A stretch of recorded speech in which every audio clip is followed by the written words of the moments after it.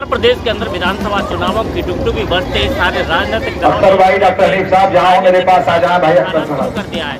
इसी कड़ी में इस पार्टी के राष्ट्रीय अध्यक्ष डॉक्टर मोहम्मद अयूब पूरे उत्तर प्रदेश के अंदर संपूर्ण स्वराज यात्रा के नाम से अपनी यात्रा निकाल रहे हैं और इसी कड़ी में आज वो आगरा पहुंचे हैं और आगरा पहुंचने के बाद में उन्होंने जिस प्रकार से लोगों को भरोसा दिया है कि यदि उनकी सरकार उत्तर प्रदेश के अंदर बनती है या वो सरकार में उनकी भागीदारी होती है तो वो मानवतावादी सरकार चलाएंगे।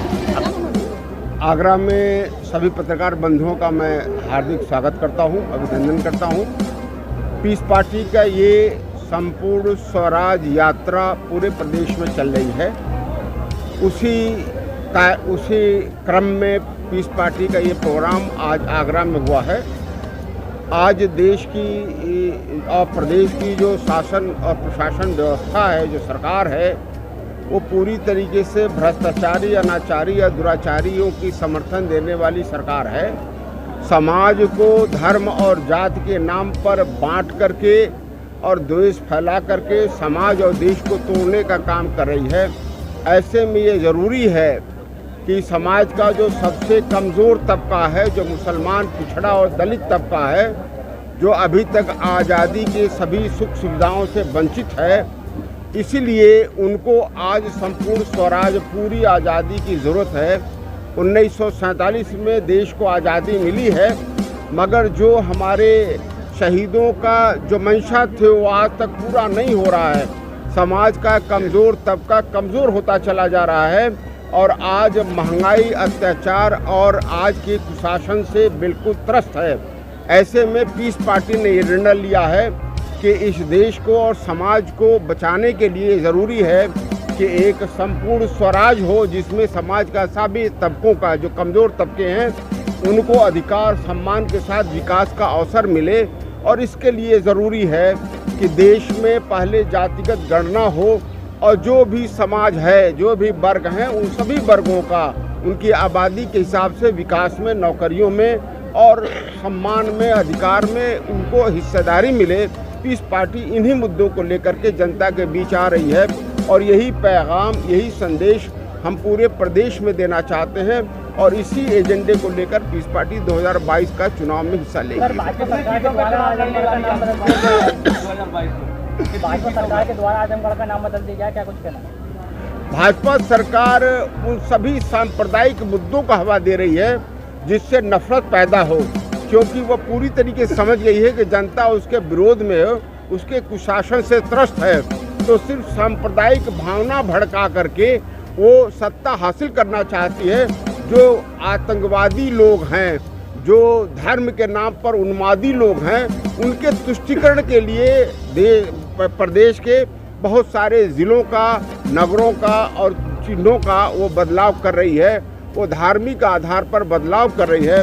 मैं और पीस पार्टी इस पूरे क्रम को, इसका विरोध करते हैं। अगर पीस पार्टी की सरकार आती है तो जितनी भी नाम बदले गए हैं, चाहे वह किसी भी सरकार की हो, सपा, बसपा, भाजपा सरकार की हो, पीस पार्टी पुनः उन पुराने नामों को प्रदर्शित करेगी, उन नामों को देगी। 2022 में कितनी सीटों पर चुनाव लड़ने जा रही है आपकी पार्टी? पीस पार्टी एक गठबंधन बनाई है, जिसका जो है इस गठबंधन को लेकर के पीस पार्टी उत्तर प्रदेश की सभी सीटों पर चुनाव में हिस्सा लेगी। इस कार्यक्रम के बाद कासगंज की घटना वो बिल्कुल विदित है कि समाज में धर्म के नाम पर विभेद करने के लिए वो अपने पुलिस और प्रशासन का इस्तेमाल कर रही है। ये पूरी तरीके से प्रशासन का, पुलिस वालों का कत्ल है, एक निरीह बच्चों का, निर्दोष बच्चों का कत्ल है। इस पार्टी सरकार में आती है तो इन सभी को कानून के तहत सज़ा दिलाने का काम करेगी और ये सरकार से कहेगी कि जो भी इस तरह के घटनाओं पर जो भी मुआवजा दिया गया है, परिवार को मुआवजा दिया जाए और उनको नौकरी दिया जाए। पीस पार्टी इसके कार्यक्रम के बाद हम सभी लोग खुद अभी कासगंज जाएंगे और उस घटना को मिलेंगे। आगरा में अरुण हत्याकांड हुआ, क्या पीस पार्टी का डेलीगेशन वहाँ भी जाएगा?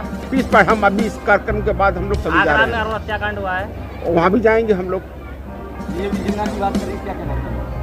वो सभी बीजेपी तो उन्हीं मुद्दों को बात कर रही है। यहाँ के गरीब जनता की बात नहीं करती, महंगाई की बात नहीं करती, तेल के दाम के बढ़ने की बात नहीं करती, मगर उन मुद्दों को लेना चाहती है जिसमें धर्म और जाति के नाम पर देश और समाज को बांटा जाए और उन्माद पैदा किया, यही उसका एजेंडा है। मैं समझता हूँ कि पीस पार्टी पूंजीपतियों के लिए काम कर रही है, गरीबों के लिए, कमज़ोर वर्गों के लिए piece party, Bharatiya Janata party काम नहीं कर रही है। पीस पार्टी इसका सख्त विरोध करती है और समाज के जो कमज़ोर तबके हैं उनके लिए संघर्ष करेगी। 2022 में किसके साथ गठबंधन हो? पीस पार्टी का अलायंस पहले ही हो चुका है। जो भी समाज के जो कमज़ोर तबकों की जो छोटी पार्टियां हैं उनके साथ मिलकर के पीस पार्टी चुनाव में हिस्सा लेगी इंशाल्लाह। अब देखने वाली बात ये होगी कि डॉक्टर अयूब की इस संपूर्ण स्वराज यात्रा के बाद में क्या उनकी उत्तर प्रदेश सरकार बनती है या सरकार में भागीदारी होगी और क्या उत्तर प्रदेश के अंदर एक मानवतावादी सरकार स्थापित हो पाएगी। मैं अपने कैमरा पर्सन वाहिद अली के साथ राकेश कुमार, इंडिया न्यूज़ 1।